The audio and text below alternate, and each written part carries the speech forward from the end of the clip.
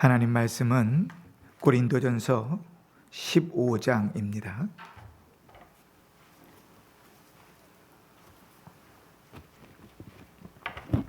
신약성경 283쪽 고린도전서 15장 13절로 20절까지 제가 봉독할 때 하나님의 음성을 들으시길 바랍니다.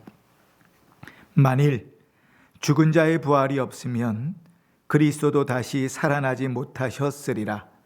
그리스도께서 만일 다시 살아나지 못하셨으면 우리가 전파하는 것도 헛것이요 또 너희 믿음도 헛것이며 또 우리가 하나님의 거짓 증인으로 발견되리니 우리가 하나님이 그리스도를 다시 살리셨다고 증언하였음이라. 만일 죽은 자가 다시 살아나는 일이 없으면 하나님이 그리스도를 다시 살리지 아니하셨으리라. 만일 죽은 자가 다시 살아나는 일이 없으면 그리스도도 다시 살아나신 일이 없었을 터이요 그리스도께서 다시 살아나신 일이 없으면 너희의 믿음도 헛되고 너희가 여전히 죄 가운데 있을 것이요 또한 그리스도 안에서 잠자는 자도 망하였으리니 만일 그리스도 안에서 우리가 바라는 것이 다만 이 세상의 삶뿐이면 모든 사람 가운데 우리가 더욱 불쌍한 자이리라. 그러나 이제 그리스도께서 죽은 자 가운데서 다시 살아나사 잠자는 자들의 첫 열매가 되셨도다. 아멘. 한 주간도 평안하셨습니까? 네, 지난 한 주는 우리가 고난주간 특별 새벽 기도회로 함께 모여서 오직 십자가라는 제목으로 계속해서 은혜를 받으며 기도하는 시간이었습니다. 그리고 오늘 이제 우리가 부활 기념 감사 예배를 드립니다. 교회가 부활절 이렇게 정해놓은 것은 사실은 좀 이상한 일입니다. 왜냐하면 초대교회 때부터 그리스도의 부활을 기념해서 주일날 모여서 예배를 드렸는데 굳이 또 주일 한 날을 또 정해서 부활절이라 이렇게 정해놓고 지키는 것이 이상한 일입니다. 매주일을 그리스도의 부활을 기억해서 모여 예배를 드리는데 1년에 한 번 절기를 지키고 부활절 이렇게 특별히 예배 드리는 게 참 이상합니다. 그러나 왜 교회가 굳이 절기까지 지켜가면서 부활절을 지키려 하는가? 그것은 우리의 연약함, 우리의 악함 때문이죠. 일주일마다 돌아오는 매 주일의 예배가 지난주도 있고 지지난주도 있고 오늘도 있고 다음 주도 있으니까 아주 가벼운 일이 되어져 버려서 한 주간은 우리가 특별히 고난주간 특별 새벽 기도에 이렇게 모여서 경건하게 애쓴 것 같은 삶이 우리의 삶의 평생에 지속돼야 됨에도 불구하고 그렇게 살지 않죠.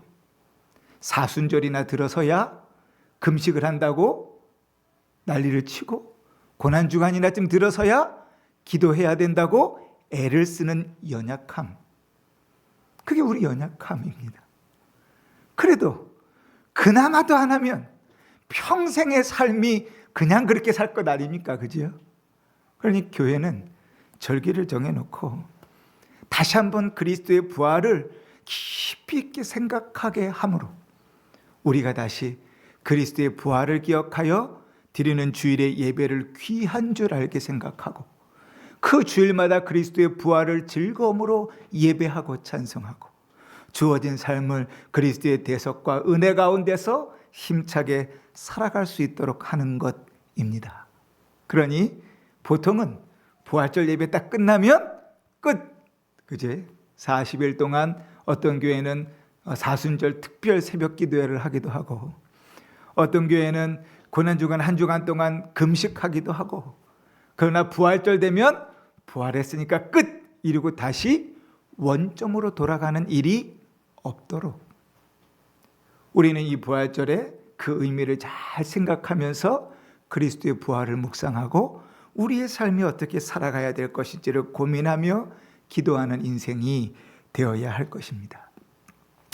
우리가 지난 한 주간은 오직 십자가라는 제목으로 그 주제 가운데 여러 방면으로 7일 7번의 설교를 여러분께 들었습니다.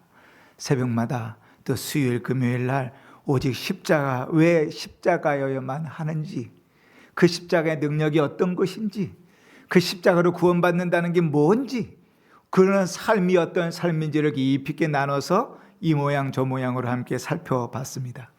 이 땅의 그 무엇으로도, 하나님께서 창조하신 어떤 피조물로도 우리의 죄를 대신할 수 있는 것은 없습니다.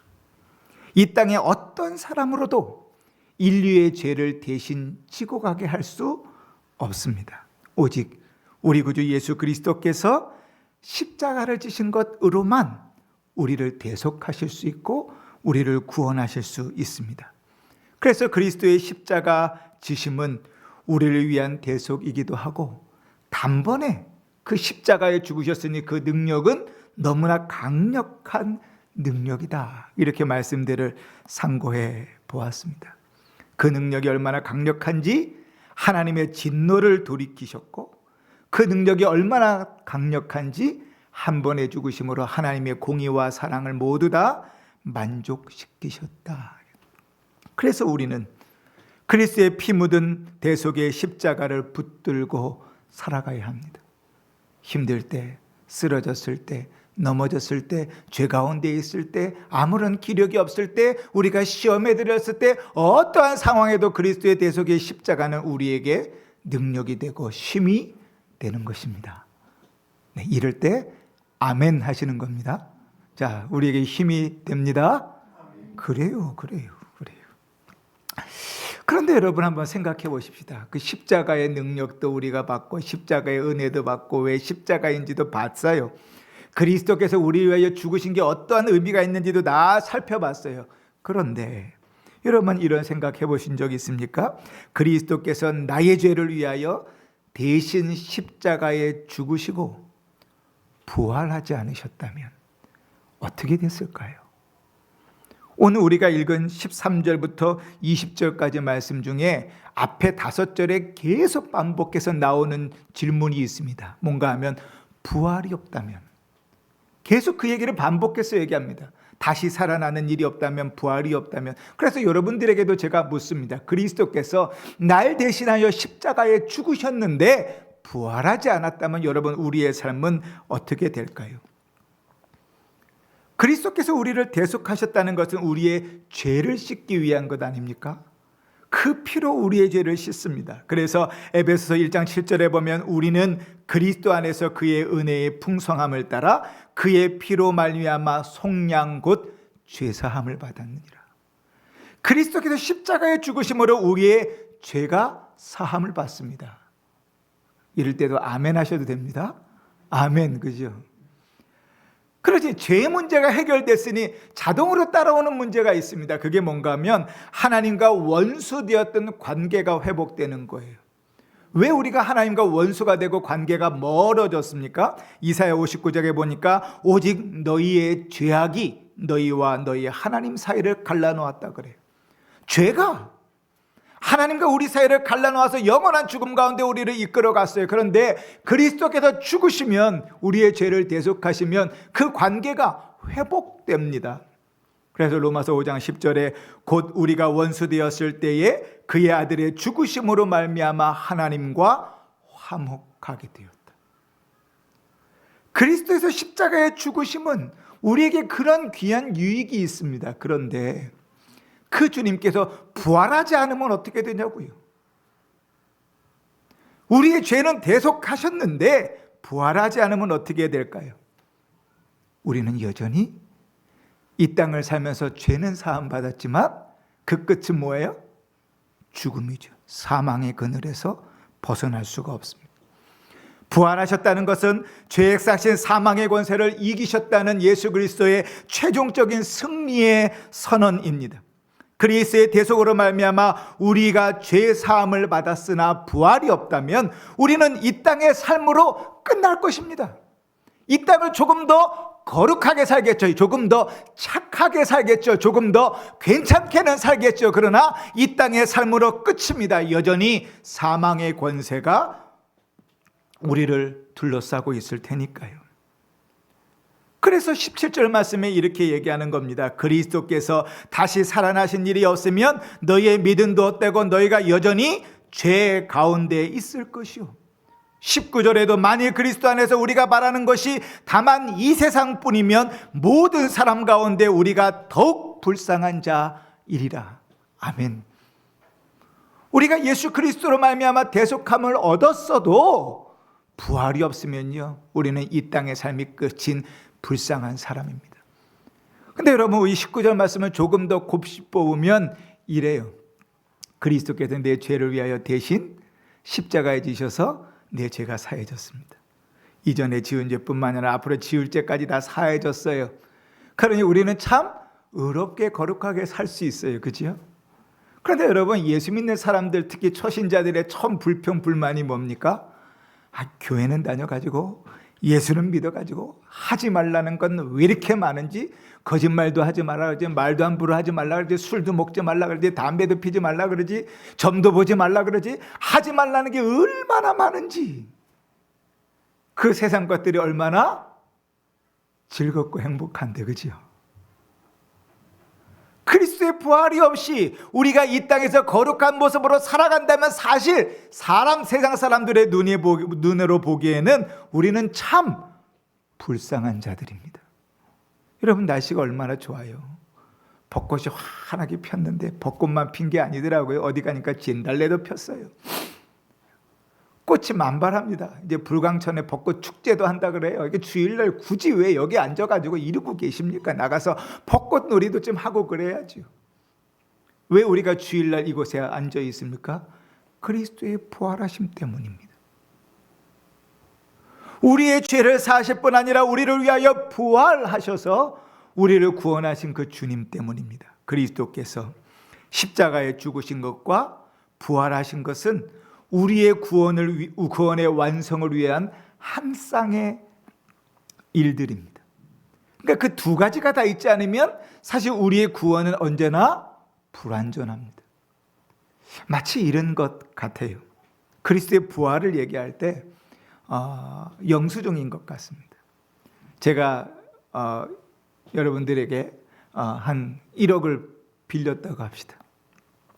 가끔 지지부진하게 못 갚다가 1억을 딱 갚았습니다. 1억을 빌릴 때 차용증을 쫙 썼는데 돈은 갚았는데 아직 차용증을 못 받았어요. 그러면 어떠할 공산이 큽니까? 나 돈 안 받았는데? 차용증 여기 있잖아. 이러면 어떻게 돼요? 돈은 돈대로 주고 채무는 채무대로 그대로 남아있지요. 그러니까 돈을 주면 뭘 받아야 돼요? 영수증을 받아야죠. 그래야 완전히 계약이 끝나는 겁니다. 돈 줬다고 다 끝나는 것 아니에요. 그런데 그리스도의 부활이 뭐와 같냐면 마치 이런 하늘의 영수증 같습니다.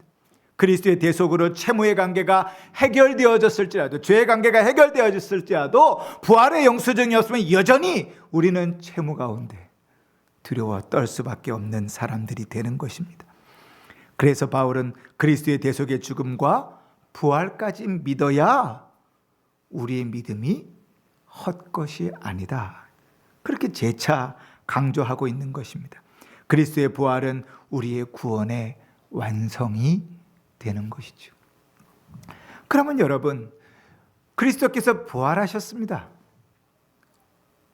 이럴 때도 아멘 하시면 좋습니다. 그리스도께서 부활하셨습니다. 아멘이지요. 그럼 그리스도께서 부활하신 것이 도대체 내 삶에는 무슨 유익이 있습니까? 여러분, 그리스도께서 부활하셨기 때문에 내 삶은 어떻게 변했습니까? 그리스도께서 부활하신 그 일이 내 삶에 어떠한 영향을 미치고 있습니까? 오늘 말씀을 근거해서 저는 두 가지를 얘기하고 싶습니다. 첫 번째 뭔가 하면 그리스도께서 부활하심으로, 그리스도께서 십자가에 죽으시므로 부활하심으로써 우리의 죄를 씻을 뿐 아니라 우리를 의롭게 여겨주십니다. 로마서 4장 25절에 우리는 우리가 범죄한 것 때문에 예수는 우리가 범죄한 것 때문에 내어줌이 되고 또한 우리를 의롭게 하기 위하여 다시 살아나셨다. 공동번역 성경 보니까 이걸 이렇게 표현해 놨더라고요. 예수는 우리의 죄 때문에 죽으셨다가 우리를 하나님과 올바른 관계에 놓아주기 위하여 다시 살아나신 분입니다. 죄로 인하여 그그러졌던 그 관계를 다시 회복시키기 위하여 그리스도께서 부활하셨다. 그래서 이제 우리는 말로만 의인, 신자, 성도라고 부름받는 것이 아니라 성도, 신자, 의인으로 살아갈 수 있는 힘도 부여받았습니다. 이전엔 죽은 자이기 때문에 아무리 애써도 하나님을 만족시킬 수 없었는데 이제는 뭘 할 수 있어요? 그렇게 살아갈 수 있어요. 이 땅의 신자들이 손가락질 받고 욕을 먹는 이유는 둘 중에 하나입니다. 하나는 너무 예수를 닮은 자로 살아가기 때문에. 예수님이 이렇게 얘기하십니다. 세상이 너희를 미워함은 너희를 미워함이 아니라 누굴 미워함이라? 나를 미워함이라. 안디옥에서 예수 믿는 사람들이 비로소 그리스도인이라 이렇게 칭함을 받았는데, 이 그리스도인이라는 말은 좋은 얘기가 아닙니다. 욕입니다. 욕. 우리로 따지면 일제시대에 예수 잘 믿는 사람들을 뭐라고 표현해요? 예수쟁이들. 그 예수쟁이들이라는 말이 좋은 얘기입니까? 우리는 영광스럽고 좋은 얘기죠. 그러나 비하하는 말입니다. 그런데 그것이 아름다운 말, 존귀한 말, 영광스러운 말로 바뀐 것이죠. 그리스도의 부활이 없었으면 우리는 여전히 죄인인데, 여전히 죄를 짓고 살 자인데, 여전히 죄밖에 모르는 자인데, 그리스도의 부활로 말미암아 우리를 부활하게 하셨으니 우리를 의롭게 하시고 의로운 자로 살아갈 수 있도록 길을 열어놓으셨습니다. 그럼 우리가 어떻게 의로운 자로 삽니까? 말씀을 따라 순종히 살아감으로, 성령의 열매를 맺음으로 의로운 자로 사는 거죠.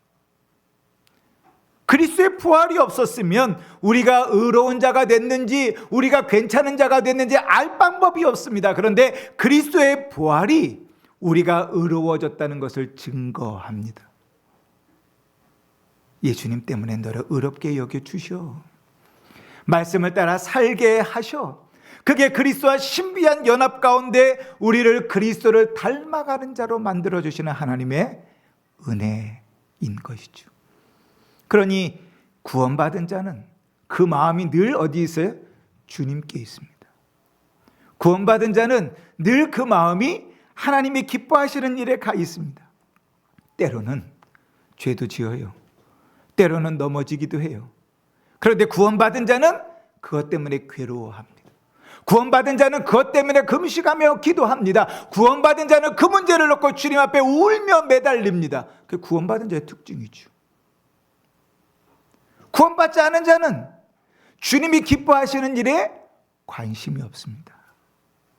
여러분, 저희 앞집에 어떤 한 아주머니가 사시는데 큰 아들이 있습니다. 그런데 그 아주머니의 아들이 저의 생각에 관심이 있을까요? 가장 가까운 데 살거든요. 바로 옆집이에요. 그런데 제가 무엇을 생각하는지, 내가 목사인지 여기 관심이 있을까요? 없습니다. 남의 아저씨거든요. 누구에게 관심이 있어요? 내 아버지께 관심이 있는 거예요. 구원받은 자는 아버지께 관심이 있습니다. 아버지께서 기뻐하지 않는 일에 괴로워하고요. 아버지께서 기뻐하지 않는 일에 주저합니다. 주님이 기뻐하시는 일을 위하여 애쓰기도 하고, 때로는 주님이 기뻐하시는 일에 과감히 내 마음과 생각을 내려놓고 순종하기도 합니다. 이 모든 것들이 그리스도의 부활이 우리에게 허락하신 유익인 것이죠. 두 번째로 그리스도의 부활이 우리에게 어떤 유익을 주는가? 이 땅의 삶이 끝이 아니라는 것을 우리에게 보증합니다. 그리스도께서 부활하심으로 부활이 있다는 것을 우리에게 알려줍니다. 오늘 우리가 읽은 13절부터 20절까지는 사실은 우리가요, 어디서 제일 많이 설교했는가? 장례식장에서 설교를 제일 많이 했습니다. 왜요? 고인의 죽음 앞에서 그 죽음이 끝이 아니라는 것의 근거가 여기 있거든요. 그리스도께서 부활하셨기 때문에, 아니, 하나님께서 부활하신다는 그 부활이라는 개념 자체가 있다는 것을 누구를 통해서 보여줬어요? 예수 그리스도를 통해서 보여주셨습니다. 부활이라는 거 없다면 그리스도를 부활시키지도 않으셨겠지요. 그런데 하나님께서 부활시키시려고 예수 그리스도를 부활시키셨습니다. 그리고 그리스도를 부활시키면서 이렇게 말씀하십니다. 20절에 그리스도께서 죽은 자 가운데서 다시 살아나사 잠자는 자들의 첫 열매가 되었도다. 아멘이지. 첫 열매라는 게 뭡니까? 여러분, 사과나무가 있다고 칩시다. 아니, 사과나무보다 모과나무로 합시다. 우리 옛날에 집 마당에 모과나무 한두 그루씩 있는 집들이 꽤 있었으니까 모과나무가 있다고 합시다. 그런데 이사를 왔는데 마당에 나무가 하나 서 있는데 무슨 나무인지 모르겠는 거예요. 요즘이야 AI가 너무 잘 됐으니까 핸드폰을 한 번만 딱 찍고 검색하면 종까지 쫙 나오지만 저같이 그 식물에 문외한 사람은 그냥 봐도 무슨 나무인지 모릅니다. 그런데 시간이 지나다 보니까 요만한 모과 열매가 하나 열렸어요. 그러면 우리는 그 열매를 보고 뭘 알아요? 아, 이 나무가 모과나무구나. 그리고 또 뭘 합니까? 다른 곳의 봉우리에도 모과가 열리겠구나. 모과가 하나 처음 딱 열렸는데 그 다음에 사과가 열리고 그 다음엔 배가 열리고 그 다음엔 딸기가 열리는 나무가 있다면 너무 좋겠지만 그런 법칙은 없습니다. 하나님 만드신 법칙은 첫 열매를 따라서 다른 나무에 모든 열매들이 맺힙니다. 그것이 하나님의 법칙이에요. 그렇다면 잠자는 자들의 첫 열매로 그리스도께서 부활하셨다면 예수 그리스도를 믿는 자는 다 어떻게 된다는 거예요? 부활한다는 거예요. 그게 하나님의 법칙입니다. 그러니 그리스도의 죽으심과 부활하심으로 구원받은 우리에게 무엇이 보증입니까? 지금은 이렇게 살아가도, 지금은 이런 모습으로 있더라도 주님께서 다시 오실 그날에 우리를 주와 함께 부활시키실 것이다. 그래서 오늘 13절부터 계속 반복해서 말하는 것입니다. 만일 죽은 자의 부활이 없으면 그리스도께서 다시 살아나지 못하셨으리라. 15절에 만일 다시 죽은 자가 다시 살아나는 일이 없으면 하나님이 그리스도를 다시 살리지 아니하셨으리라. 그리고 20절에 이제 그리스도께서 죽은 자 가운데서 다시 살아나사 잠자는 자들의 첫 열매가 되셨도다. 할렐루야. 아멘. 아멘. 그러니 이 부활의 날에 주일마다 모여서 예배드리는 이 부활을 기념하여 예배드리는 주일에 우리는 왜 기쁨으로 하나님 앞에 나와서 예배할 것입니까? 주일날 예배하는 것 자체가 뭐를 믿음으로 나오는 거예요? 내가 부활할 것을 믿음으로 나가는 겁니다. 여러분, 우리는 사도신경을 오늘도 고백했지만 그 고백의 끝에 이렇게 우리의 신앙을 고백합니다. 죄를 사하여 주시는 것과 몸이 다시 사는 것과 영원히 사는 것을 믿습니다. 아멘이지. 우리가 개역개정판으로 성경을 바꿨잖아요. 그때 사도신경도 다시 좀 바꿨습니다. 거기에는 이렇게 아주 짧게 표현했습니다. 죄를 용서받는 것과 몸의 부활과 영생을 믿습니다. 이게 우리 신앙 고백이지 않습니까? 그러니 신앙 고백을 가진 자가 주일 예배를 소홀히 여기는 건 이상한 것입니다. 이 신앙 고백을 받은 자가 이 부활을 기념하여 감사 예배를 드리는 일에 기뻐할 수 있는 것은 당연한 일입니다. 우리는 그리스도의 대속의 십자가와 부활을 믿는 자들입니다. 그리스도께서 십자가에서 우리의 죄를 대신 지고 죽으셨을 뿐 아니라 우리의 의로움을 위하여 부활하셔서 새로운 생명의 삶을 살게 하시고 몸의 부활과 영생을 소망하는 자로 살게 하시는 것, 그 믿음을 가지고 사는 것이 신자입니다. 이 믿음에 굳건히 서는 성도가 되시기를 바랍니다. 그리스도의 부활 외에는 우리가 부활할 것에 대한 어떠한 근거도 이 세상에선 찾을 수 없습니다. 그러나 하나님께서 성경을 통하여 그리스도의 부활과 부활이 있음과 우리의 부활을 확실히 증언하시니 하나님 말씀으로 믿고 그 믿음 위에 서는 성도들 되시기를 바랍니다. 여러분, 저는 겨울 바다를 되게 좋아합니다. 근데 겨울 바다도 좋아하지만 사실 겨울에 눈 내린 산도 되게 좋아합니다. 근데 여러분, 겨울에 눈 내린 산을 보면요, 앙상한 나무들이 마치 죽은 것 같습니다. 잎은 다 떨어지고 가지는 딱딱하게 굳어 있습니다.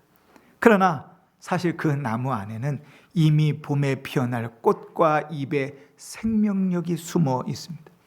생물학자들은 겨울나무의 눈을 보면서 봄이 되면 이 나무가 어떠한 모습으로 부활할지를 안다고 합니다. 성도의 모습도 이와 같습니다. 겉모습은 쇠퇴하고 고난을 당하는 것 같지만 주의 말씀이 부활의 주님을 믿는 우리 안에서 이미 우리에게 부활의 생명이 있다고 증언하십니다.